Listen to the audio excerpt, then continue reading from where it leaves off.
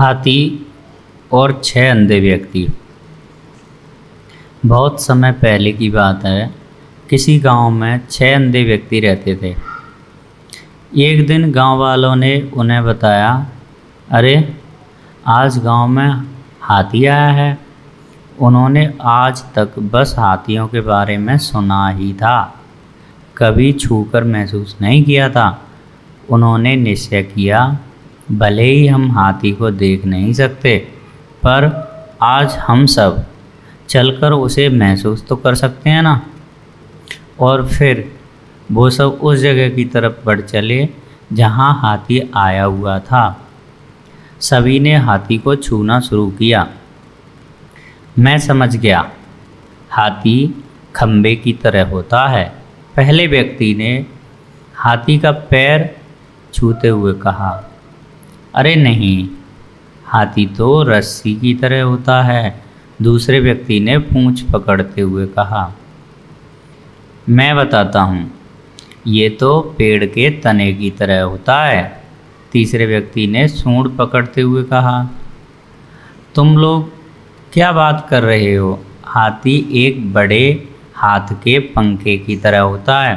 चौथे व्यक्ति ने कान छूते हुए सभी को समझाया, नहीं नहीं, ये तो एक दीवार की तरह है।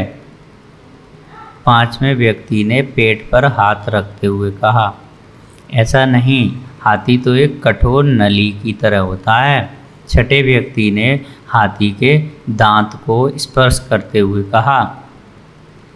और फिर सभी आपस में बहस करने लगे और खुद को सही साबित करने में लग गए। उनकी बहस तेज होती गई और ऐसा लगने लगा मानो वो आपस में लड़ ही पड़ेंगे। तभी वहाँ से एक बुद्धिमान व्यक्ति गुजर रहा था। वह रुका और उसने पूछा, क्या बात है, तुम सब आपस में झगड़ रहे हो, क्यों? हम यह नहीं तय कर पा रहे कि आखिर हाथी दिखता कैसा है, उन्होंने उत्तर दिया।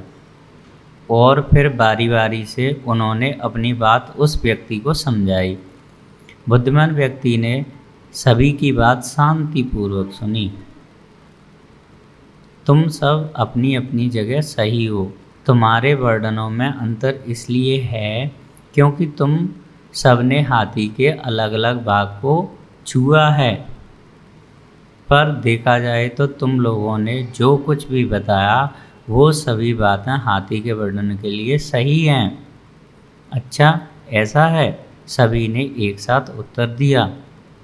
उसके बाद कोई विवाद नहीं हुआ और सभी खुश हो गए कि वो सभी सच कह रहे थे।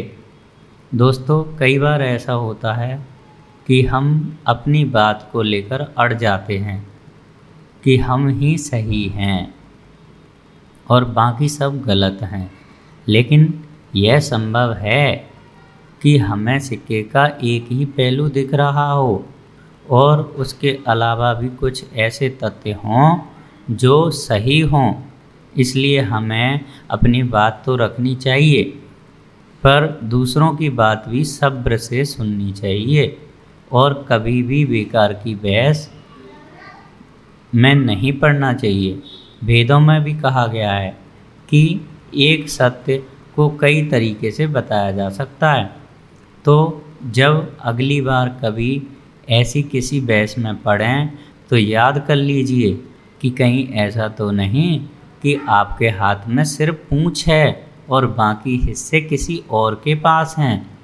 धन्यवाद।